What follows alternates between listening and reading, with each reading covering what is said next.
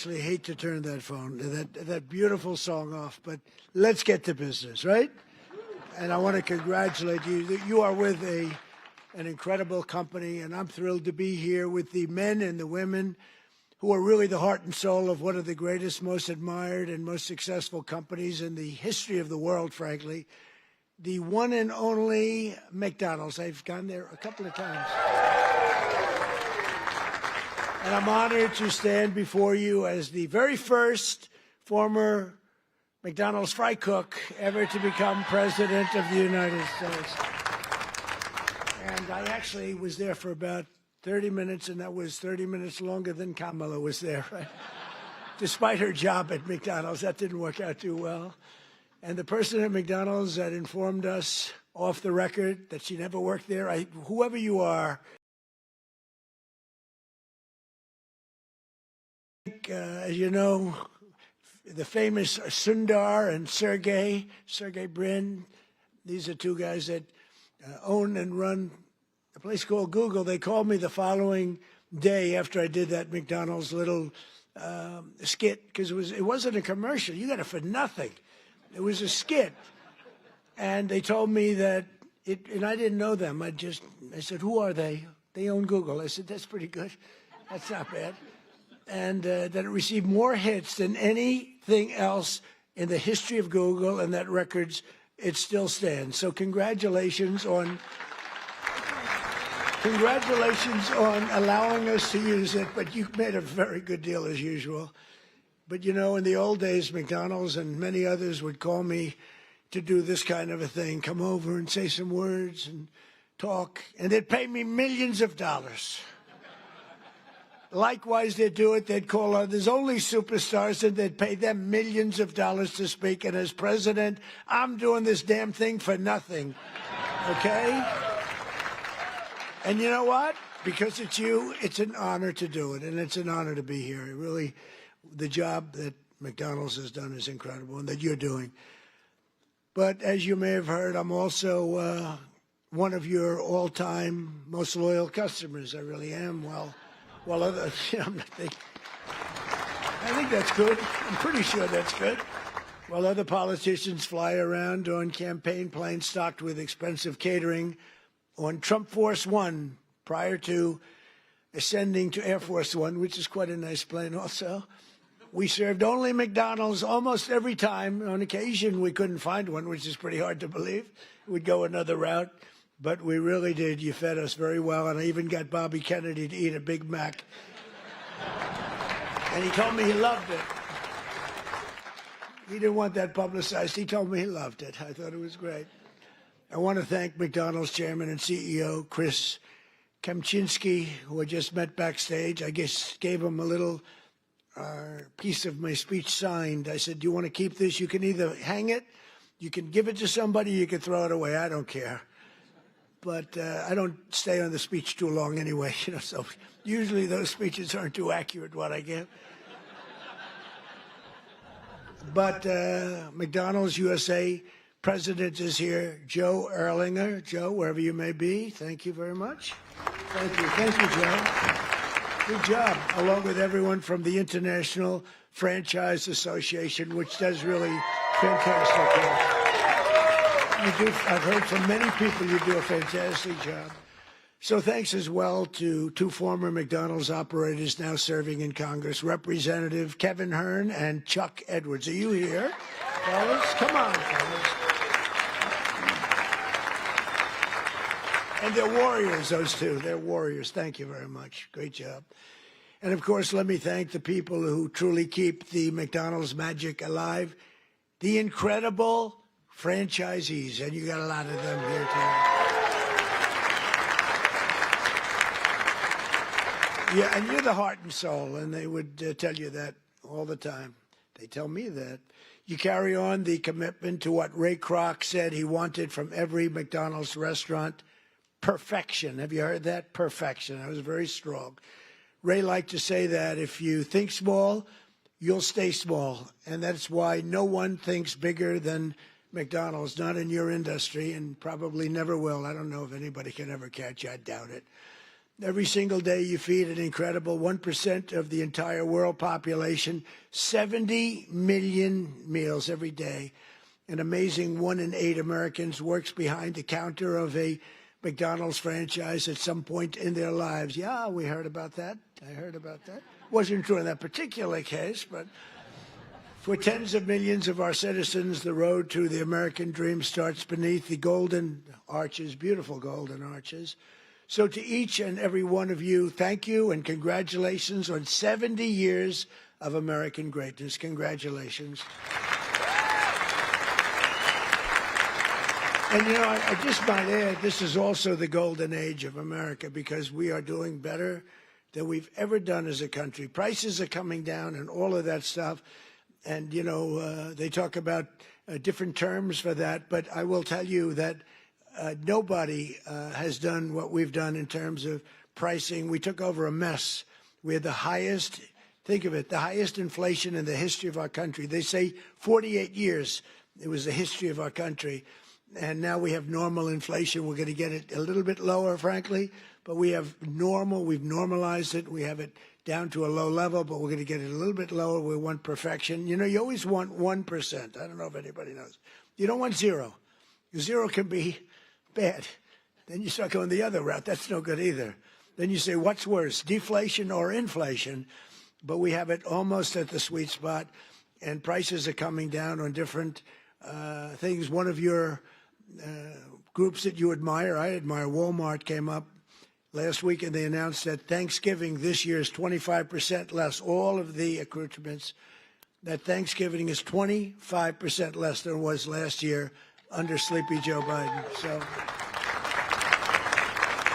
that's a big statement, and others have followed up by saying just about that. And to your leader, when we met, I said, how are you doing with prices? Prices are coming down. He said, we were up 40% because of Biden and inflation, and they're coming down, and they're coming down rapidly. So I hope that all continues to go, but we're really doing well as a country. Most importantly, however, I will tell you, big picture, we have over $17 trillion being invested in our country in 9 months. It's now just about ready to crack 18, and by the end of 1 year, we will have about $20 to $21 trillion invested in our country. That's more by 10 times the highest amount ever invested in any country ever before. And it's largely because of tariffs and, I think, November 5th election. But it's the largest amount. As an example, so if we have 20 or 21 in 1 year, 21 trillion, think of what that is. That's car factories, that's AI, it's everything. They're all coming back because of the tariffs. They're all coming back because they don't want to pay 15, 20, 30, 100% tariff. It wasn't that complicated. People are saying, you know, Trump was right. It really wasn't that complicated, but it's been amazing. As an example, if you take me at 20 for 1 year, Sleepy Joe Biden, you know what he was? Less than 1 for 4 years. And if they got elected, they would have been at -10 because people were moving out of the country in record numbers, and welfare and other charges were increasing at levels that nobody has ever seen before. So you would have had double and maybe 50%, maybe literally more than they've ever seen. Welfare was going up. Everything was going up. Government jobs were going up. Real jobs were going down. So you would have had that catastrophe, and on top of it, instead of 20 trillion coming in, you would have had 10 trillion leaving our country. In other words, you would have had a catastrophe. You probably would have had a bankrupt country. You are so damn lucky that I won that election. I'm telling you. It's actually true. I hope the press covers that. You know. Sometimes he got up and he ranted and raved and bragged. I don't brag. I just give you the facts. It's true. But those in this room know the people of our country better than anybody. And before the sun rises, you're up serving hot coffee to construction workers, nurses, and police officers on the way to the job. In the evening, you stand ready with the fast dinner and a smile for busy moms and their children as they race from school to soccer practice. Really is. It's Americana. And late at night, your lights are often the only ones still glowing when the long-haul trucker pulls up for a good meal and a best Coca-Cola in America. Best Coca-Cola. Whoa. And I'll bet they use real sugar in your Coca-Cola. You know, they didn't in the United States. I said to the head of Coca-Cola, you got to go to sugar. They do in other countries. And you know what? They went to sugar. Isn't that nice? I said, you got to go to sugar. Just like I said, why is the Gulf of Mexico called the Gulf of Mexico? I said, we're changing the name. And now it's the Gulf of America. It has nothing to do with McDonald's, but maybe it does. Because it's very nice cycle. We have 92% of the shoreline. They have 8%. I wouldn't say I made a lot of friends in Mexico, but they still like me. Wasn't that a good change? Seriously, wasn't that beautiful? And it was done in an instant. You know, it's like, normally you think a thing like that would take years. This took like 10 minutes. I asked somebody, good lawyers in my office, I said, would I be able to change the Gulf of Mexico? Is that possible to the Gulf? Sir, it's been that way for 350 years. You know, they were here 100 years before us. We're 250, they were 350. It's been called the Gulf of Mexico, sir, for 350 years.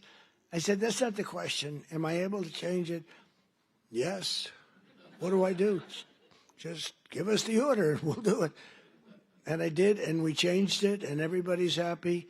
Well, not everybody, but most people. Most people are happy, but it's great prestige for our country. You know, it's tremendous prestige for our country. And that's good for McDonald's, and that's good for everybody else. As president, I want you to know that I'm fighting every day to support small businesses like yours and the citizens that we all serve.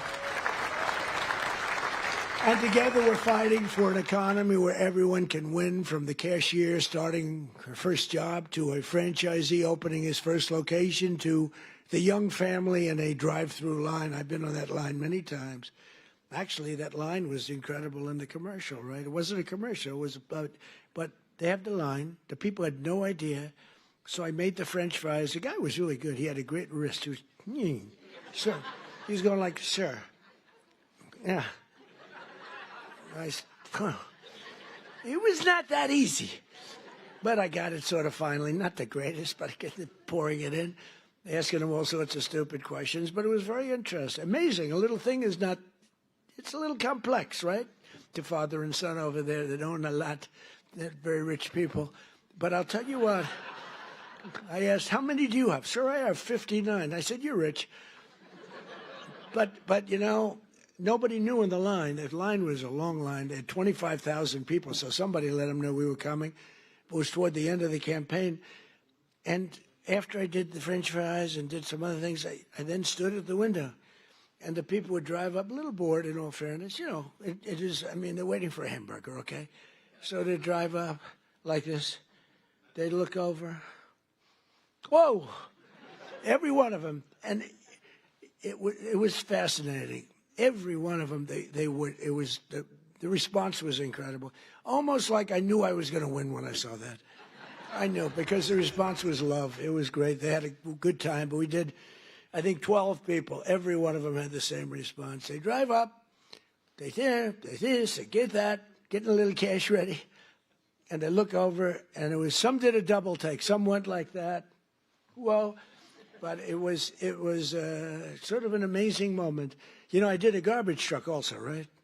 And everybody, and I thought, when I spoke with Sergey and Sundar, I said, yeah, but the garbage truck was equal, wasn't it? They said, not even a contest. Garbage truck was great, not even a contest to McDonald's. And that's because we had the power of McDonald's. I mean, it was an amazing thing. I thought the garbage truck would have won.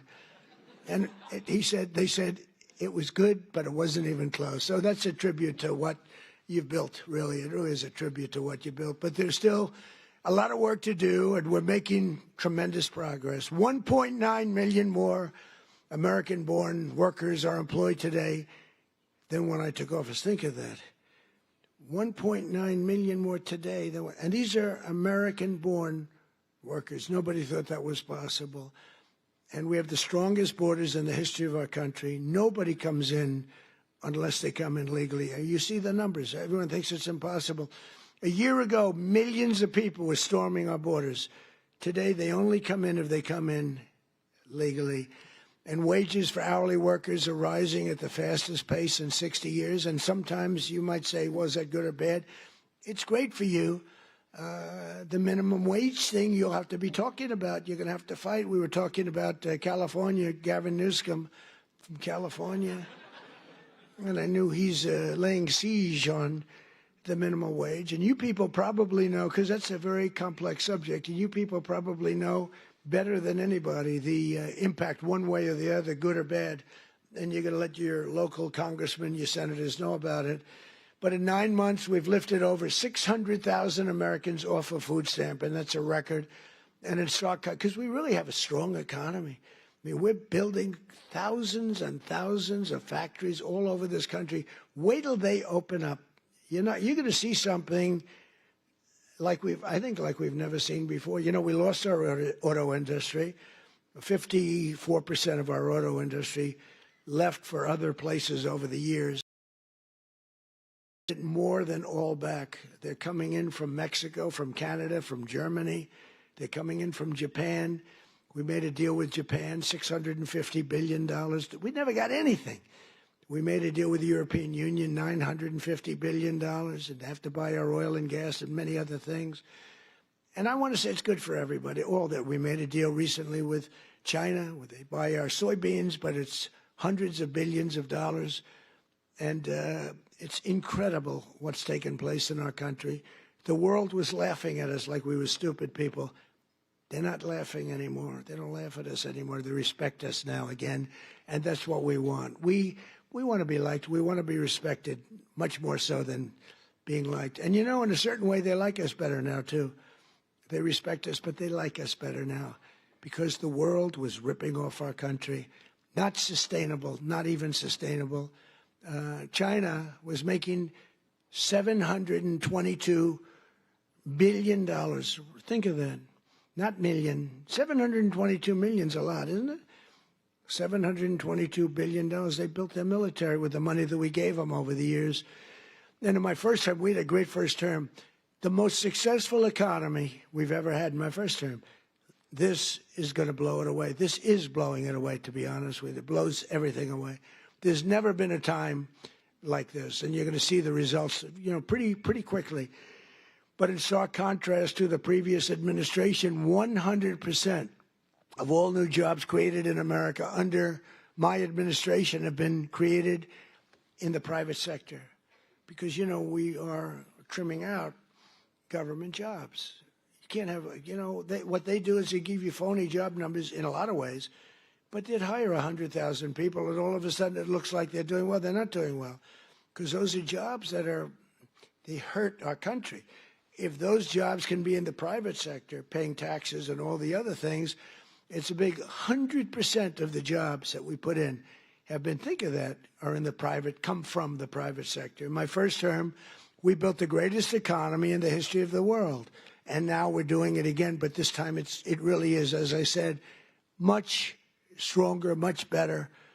I think it's going to be something that nobody has ever seen before. My pledge to every family and every small business is that I will not rest until you are richer, stronger, more successful, happier, till you've gotten a piece of the American dream. Some of you in this room have really gotten a piece of it because you made a great decision to go with a great company years ago. And it's really pretty amazing. That begins with making America. We have to do, the word is affordable, and affordable should be our word, not theirs. Because the Democrats got up and talked affordability, and they don't say that they had the worst inflation in history, the highest energy prices in history. Everything was the worst. What they're great at is lying. They say affordability. This stuff was all much more expensive. We have a couple of items like coffee, which is a little high. We're going to get that down. You saw that today. The coffee comes down. Remember when I first took over? Eggs. My third day in office, I have a news conference. And the fake news media was screaming at me, Mr. Congressman, about eggs. Remember that? I'm standing there very innocent. Oh, hello. Do you have any questions? What about eggs? What about them? They're up 4 times. I said, look, I just got here. I'm sorry. And Brooke Rollins and Department of Agriculture did a phenomenal job. And they said, don't order eggs for Easter because you won't be able to get them. And they said, we have a big Easter egg hunt at the White House. It's sort of a thing that has gone on for 100 years. They said, could you order plastic eggs? I said, I'm not ordering plastic eggs. We're going to have eggs down by that time. And by the time we got to Easter, the price of eggs had fallen precipitously. We had all the eggs in this country you want. And we know what we're doing. I mean, we know what we're doing. We rebuilt our military. We have the greatest military anywhere in the world. We make the greatest military equipment anywhere in the world. And everybody knows it. And everybody knows it. And you saw that with the way we took out the nuclear capability of Iran with those gorgeous B-2 bombers. They flew in there. And they wiped it. And the word was obliterated. Remember when CNN said, well, it might not have been obliteration. Think of the pilots. They go in there, they're under fire. I was watching this from the Situation Room, and you get to see things in situations that you wouldn't believe. And they said, sir, they have entered Iran airspace. All of a sudden you see much faster. Then you see them going down at the whole thing was crazy. I actually said, do people really want to do that for a living? They're waiting for them, but the equipment is so good. The B-2 bomber, stealth. They never saw them. They never saw them. I mean, it's the most amazing thing. And I honored the pilots at the White House. I had them brought in, along with mechanics and a lot of other people. We brought them to the White House to give a little celebration because they flew 37 hours flawlessly. Now compare that to the Jimmy Carter Iran situation with the helicopters crashing and the this and the, oh, what a horror, and the hostages. And I said, we can't let that happen, but we have a great team. General Raisin Kane is unbelievable. The whole group is unbelievable. And they went in, and I brought them into the White House, and I brought them then into the Oval Office, the pilots. And we met them, all handsome. They look like Tom Cruise. They really do. I don't want to be a wise guy and say, but taller. I'm not going to say that. No, they're perfect specimens. I mean, these guys are like for a movie. I could take everyone, put them in a movie. And I said to him, so what's the story with that raid? Did you expect, because you remember I pulled it back? Because I saw reporting that we're going to be leaving at a certain time. And I said to the general, is that not good that they think that? And they sort of got it right. They saw a lot of activity. Unbelievable activity going on at the McDonald's next to the base where they take off. The McDonald's was doing 5 times. They were going crazy. So they say, there's something going on over there. The biggest activity that McDonald's had ever had. And it was a nice story, how well it's doing. But that was not a good story for us. So I canceled it and then I announced we're canceling it. And the pilots said they were devastated. Then I put it back in the exact. It was the only time they weren't thinking would happen. And we left exactly on time, but that was after canceling it 2 days before. And then we put it right back in the exact same slot. And we had identical planes, B-2s, flying four of them, flying into Guam. And they thought that was the attack team. And they were watching those planes in Guam, going to Guam, and that was not the planes that we had. But think of it, they flew both ways 37 hours without a sputtering of a bad engine, without any problem. But they got in, and they said they have entered Iran airspace, and the enemy's waiting for them. And they dropped the bombs. They hit every chute. You know, they have air chutes that go deep into the granite mountains. If you don't hit those chutes, the damage won't be as big as you want. And every bomb hit every chute. And then we hit them with rockets from a submarine that was quite a distance away, 30 of them. Let's put it this way, they got hit. And it totally took out the nuclear capability. And I said to these guys when they came in to the office, I said, do you guys like doing this stuff? You know, they said, sir, it was the greatest day of our life. Can you believe this, Congressman? It was the I mean, they're like heroes. They're like American heroes. Who the hell wants to sit, you know, those ships are very big, but they're very small when you're up way high, going very fast. And he said it was the greatest day of our life. And they told me something that I didn't know. They said that, sir, Do you know we waited 22 years for this, our predecessors and us. We would practice this run for 22 years. I didn't know that. For 22 years, we had to practice. We'd do it 3 times a year. We would practice this exact run. And then when you cancel it, because I canceled when they heard that we were coming, we were devastated. I said, see, now if I were a flyer and they canceled, I'd be extremely happy. Well, we're canceled, so let's forget it. But we were devastated. So I said, this is something you really love, right? Yes, sir. We were so honored. This was the greatest day of our life. I mean, it's really great. We just have incredible people in this country. It's an amazing story. And they hit, and then they said, skedaddle, the word skedaddle. And that plane went like this. You know, when it drops a bomb, it goes down very sleepily because that gives it a better angle and, you know, more speed for the bomb. They're very, very heavy bombs. And they go, boom. And as soon as those things, the one pilot, the first one said, skedaddle. And that thing just turned in its side. And it's so unbelievable. And that knocked out Iran nuclear capability. And all of the Middle East became a different place. And now we have peace in the Middle East. And at the United Nations today, they approved the Board of Peace, which is I'm going to chair. And we're picking the leaders or the heads of the most important nations in the world. I think it'll be a board like no other than perhaps the McDonald's board. You have a very good board. You actually have a very good board. But nobody thought a thing like that this just happened today. The Board of Peace, and it's going to be comprised of myself and leaders of other very important nations and very respected nations. And it's going to be something I think is going to be very important. It was just approved. It was just endorsed by the United Nations. It was pretty great. It's a big thing. I think it's one of the most important things the United Nations will ever do, actually. But Joe Biden's prices and his hikes cost a typical American family an estimated $33,000 and hit your workers and your customers and your small businesses. Very, very hard. The Biden administration started the affordability crisis, and my administration is ending it. I'm ending it. Prices are way down. If you just look, so we don't have, as I said, the inflation, but our energy prices are way down. And, you know, despite hamburgers being a big business, energy is one business that's bigger.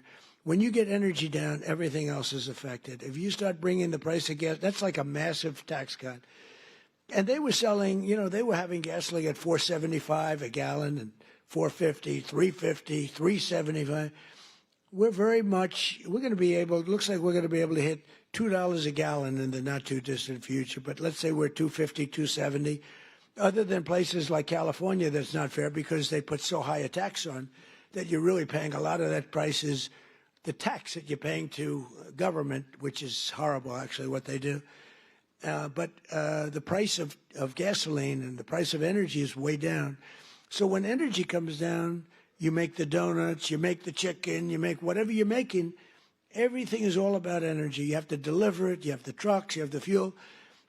When energy comes down, and it's come down fast, we had an expression, drill, baby, drill. And I drilled, baby, drilled, I tell you, we drilled. And last month it was announced we produced more oil and gas than any time in the history of our country by far. And when you do that, everything comes down. You don't even have to look at the numbers. And it's all beautifully coming down. And as per your chief executive and your chairman and everybody else, they tell me the prices at McDonald's are coming down. It's moving down. Unfortunately, they were so high in the last administration that people aren't that happy because it was so high. So even though it's coming down and coming down a lot, they want to see where it was, like when I was president. And we'll be getting it very close to that number, maybe even better, depending on what we do with energy. But the energy's coming way down. In the 9 months since I took office, we've stopped inflation in the tracks. Since January, the core inflation has been the lowest in just about 8 years, just changed. It was 4 years, now it's 8 years. It just changed about an hour. They just said, sir, if you want, we can rewrite the speech. I said, no, I can remember it very nicely. Thank you. I'm not Biden. In the past 6 months, the price of breakfast items has fallen 14%. Bread prices are down. Dairy prices are down. And the price of eggs has declined 86% since March, and much more than that since when I took over. Because when I took over, it was an egg crisis, as we said. And I want to give a very special thanks to McDonald's for slashing prices for your most popular items, bringing back extra value meals, and I hear you're recommitting to the affordable options of Americans that we really know and love, all of the items that we love. And I hear that McDonald's is playing a very big role in that. We're getting prices down for this country, and there's no better leader or advocate than McDonald's. And I believe the next time maybe I'll have to be back here again next year if you get them down enough, okay? That's all you have to do for me is get them down enough. We'll come back. We'll come back, Mr. Chairman. But while Democrats wanted to give Americans the largest tax hike in history in July, I proudly gave you the largest tax cuts in American history and signed the one big beautiful bill, I call it the great big beautiful bill, into law. That includes no tax on tips, no tax on overtime, and no tax on Social Security for our great seniors. That is a big deal.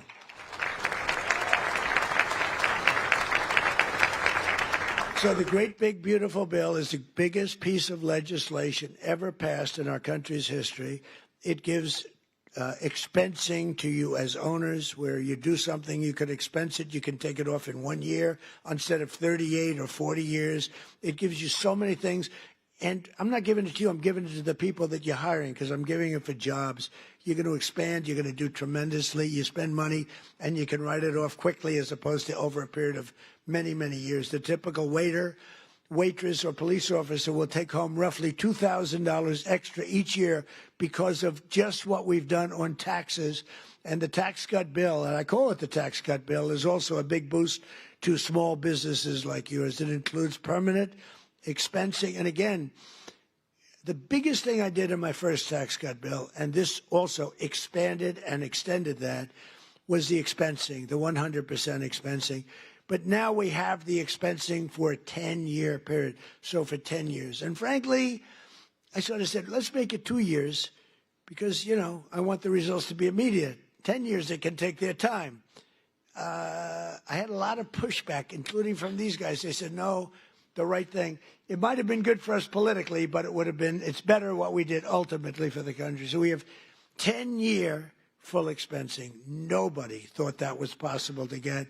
We also expanded tax relief for all franchisees and made the pass-through deduction permanent. It's now permanent. And very importantly, under our tax cut bill, we virtually eliminated the unfair estate tax or death tax, so you can keep your family business in the family, your children, if you love your children. If you leave your beautiful place to your children, you won't have estate tax, small business. Now, if you don't love your children, you don't really care what I'm saying right now. I've only had 2 or 3 people over the years that say, I take a vote. Does anybody in this room dislike their children where you're not leaving it to your children? And, you know, it's always blank, blank, blank. Then all of a sudden, one guy about 6 rows back, okay. And I thought he was kidding. I said, oh, that's so funny. I'm not kidding. My kid is no good. I'm not. And I said, this is amazing. So he's not so happy with this, but it's all right. But think of it, you know, farmers especially, where they'd have a farm. And, you know, the expression, the land rich, cash poor a little bit. But they have a great, wonderful thing and a way of life that they wouldn't change with anybody, not even a franchisee, right? They don't want a McDonald's. If they have a farm, they love their farm, just like you love what you're doing. But the farmers were dying, leaving their farm to their children. The value of the farm was high. They'd go out. They'd have a tremendous estate tax or death tax. And it would so much. I mean, the percentage is crazy how high. They'd end up losing the farm in bankruptcy. They'd go out and borrow all this money to pay the tax, the estate tax. They'd put a mortgage on the farm, and they'd end up losing the farm. Many of them committed suicide. They would commit suicide. It was such a horrible thing that was happening. And we've ended, think of that, the death tax, the estate tax on the small businesses. So I hope you're around for a long time. You don't have to think about it.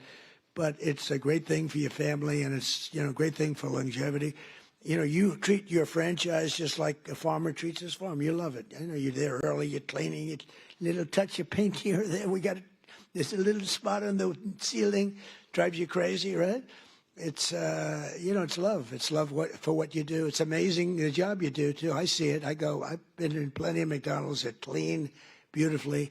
You must have some awfully good incentives because they are really amazing places, the job that's done. But upon taking office, I signed an order requiring that for every new regulation, 10 old job-killing regulations have to be eliminated. So if we put in a new regulation, then we get rid of 10. Otherwise, you don't get the new regulation. And, we got rid of the drip, drip water. We call it the drip, drip, where drip drips out of the sink. States with tremendous water, so much water, they have nothing but problems getting rid. They had restrictions on water. It comes down from heaven, right? They had restrictions on water. So you want to wash your hands, or like me, I want to wash my hair. I lather up, and I turn that, and there's no water. The water's just drip. They put a restrictor on. I won't mention the third item in the bathroom because I always get criticized. I used to mention that, but I don't mention it anymore because you know what I think you do. If you don't know what I'm talking about, then you shouldn't be owning a McDonald's franchise. You wouldn't do well even with a McDonald's franchise. But no, the water restrictions totally lifted. All restrictors are gone. And it's interesting. Your dishwashers were covered, right? You had no water.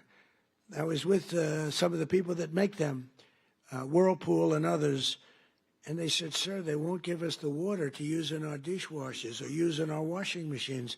The washing machines have no water. I mean, it's like a glass of water, half a glass of water. We need water. And I said, how bad is it? He said, well, like the dishwasher. They put the dishes in, and they just keep pressing the button, they end up using more water. So I gave them, as you know, unlimited water. Biden came back with a rigged election, and he immediately restricted the water again.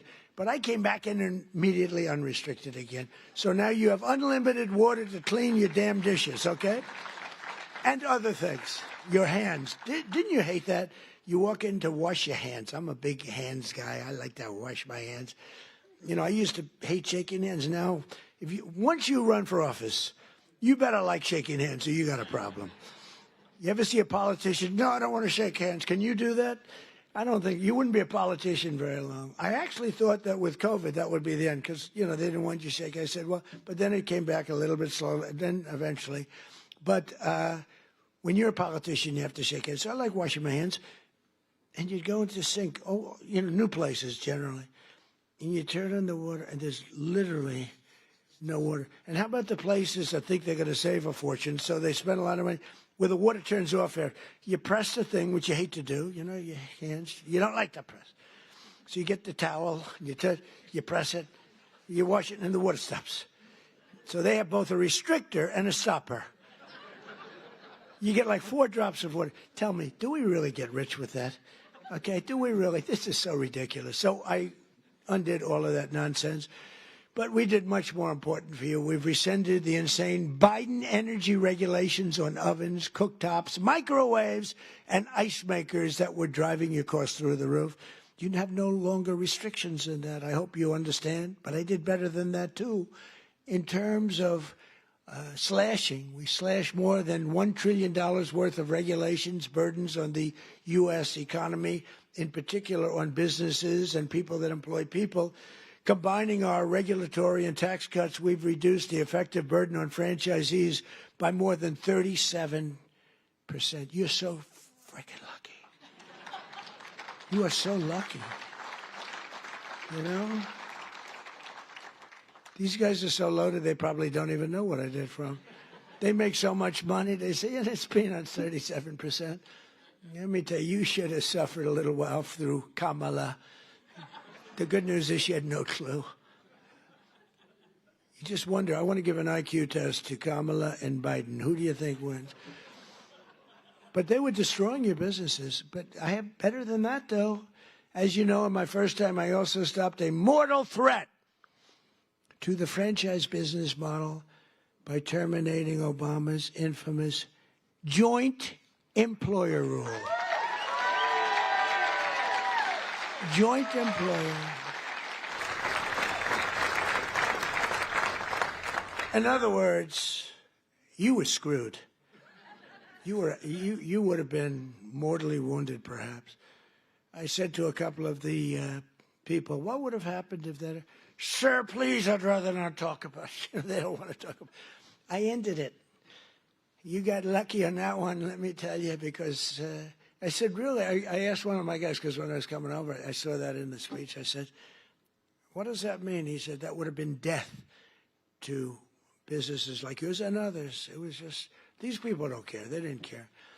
But I ended it, and I think that's one of the biggest things that you'll ever have done for yourselves. I think that's the biggest thing that can ever be done for you. We mentioned all these different items, but that's the biggest by far for you. As long as I'm president, I'll always defend your right to run your own small business and do it well. And some of your small businesses have become very large business. One of the franchise owners here today is Carlos Matios Sr., who escaped communist Cuba when he was just 6 years old. In America, Carlos took jobs as newspaper delivery boy, a factory worker, and eventually became a New Jersey police officer. Then, in 1998, Carlos switched careers and moved to Virginia, where he took over his first McDonald's. Where's Carlos? Is he around here? Let me see. Come on, stand up. Stand up, and your son too. Stand up, your son. Good looking son. I met him backstage. He had a knack for turning around poorly performing restaurants, and today his family owns nearly 60 McDonald's all along the East Coast, including at the Pentagon, where I've ordered numerous Big Macs. Right? In fact, he served when the great football team came in. They served McDonald's, and you'd have these guys walking out, the biggest human beings I've ever seen. They were the national champs, right? Remember the team? Who was the team? Remember the team? He said Clemson, that's right. And these guys, I don't know, they were, like 6'6". What do you weigh? Sir, I weigh 392. I said, but you reported it much less. Yeah, that's what they say. But and he'd have like 12, just each. And I thought he was bringing them back to the rest of the team. I said, that's nice, but maybe the team wants them. No, this is what I said, are you going to eat all of them? Yes, sir. He didn't even know what I was talking about. But you served it, and you did a great job. In 2019, when we hosted that great Clemson Tigers at the White House, I literally brought dozens of quarter pounders from McDonald's. We bought the whole thing. We bought the quarter pound. We bought actually just about it. Well, he really had no choice because he just took everything he had in the whole restaurant. We got whatever the hell, probably whatever didn't sell, we got, right? But Carlos is here with Carlos Jr., his son, who started as a cashier and now runs dozens of the restaurants. Congratulations, fellas. What a great family. Congratulations. So in conclusion here tonight, carry on and really just keep going and inspiring that legacy and that pride that you have at really beyond almost all else. It was excellence in service, stretching back more than 7 decades to when 2 hardworking brothers with a hamburger stand in California partnered with a hard-driving entrepreneur from Illinois to revolutionize the restaurant business forever, like nobody had ever seen. Because of men and women like those in this room who have pride in your souls, love in your hearts, and ketchup in your veins. Did you ever hear that one? 70 years later, McDonald's is the #1 fast food restaurant in the entire world, and honestly, it's not even close. What a job you've done. And it still is really growing stronger with 900 new restaurants planned in the United States in the next 2 years alone. And I think with the great big beautiful bill, you might even double that number. I can imagine you'll double that number. But it's amazing to watch you grow. You know, the big ones, they get a little slow, they get a little fat, they get a little sloppy. This is a company that's gone just the opposite. You've gotten more and more competitive. I look at your numbers. You've gotten more and more competitive over the years, over the generations. Your spirit, generosity, and devotion to your communities has really made McDonald's a symbol of American values, aspiration, and success that's recognized all over the world. You are recognized all over the world, something that, and there's a lot of great I mean, compared to the total, not so many, but there's a lot of great leaders, great companies. But I think more than anybody, McDonald's is recognized all over the world, and as widely as, frankly, the stars and stripes themselves. And everywhere there's a McDonald's, we see stars and stripes. Everywhere the American flag flies, you'll find the golden arches, and there you'll find good people doing honest, beautiful, hard work, and happy families sitting down to a really great meal. Because no matter who you are, everyone loves something at McDonald's. There's always something to have. I like the fish. I like it. You could do a little bit more tartar sauce, though, please. Seriously. I hate when I say, do you have any tartar sauce? Do you understand that? Yes, he understands that. Together with hardworking Americans like you, we're going to pioneer new heights of prosperity. We are doing better as a country right now, and people are seeing it. The Wall Street guys know it. The stock market hit its all-time high 48 times in a row in 9 months, 48 times during the 9-month period. And we're hitting the highest stock market we've ever had in history. All markets, all three, all markets, every one of them has hit all brand new highs. It's a good time to be making this speech, because when you make one of these speeches, if you're doing lousy, it's not good. And you know, the stock market, you can say what you want, but it's a hell of an indicator. It's really a hell of an indicator. Your stock is doing phenomenally. But the stock market has hit an all-time high 48 times during the last 9 months. And we're going to pioneer new heights even from that. These new heights of prosperity are going to be incredible. We're looking at affordability. We're going to bring it down for everybody, because not everybody understands the fact that a great stock market is great for everybody, including 401ks. You know, the 401ks hit the highest number that they've ever been 2 days ago.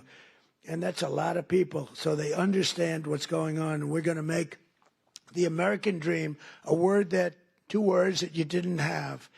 You didn't have those 2 words. Remember when Biden said, it's all about 3 words, the American dream? You don't want to ever get in that situation. Remember that? That was not good. It's all about 3 words, American dream. But possible, and you're going to make it really possible for millions and millions of people.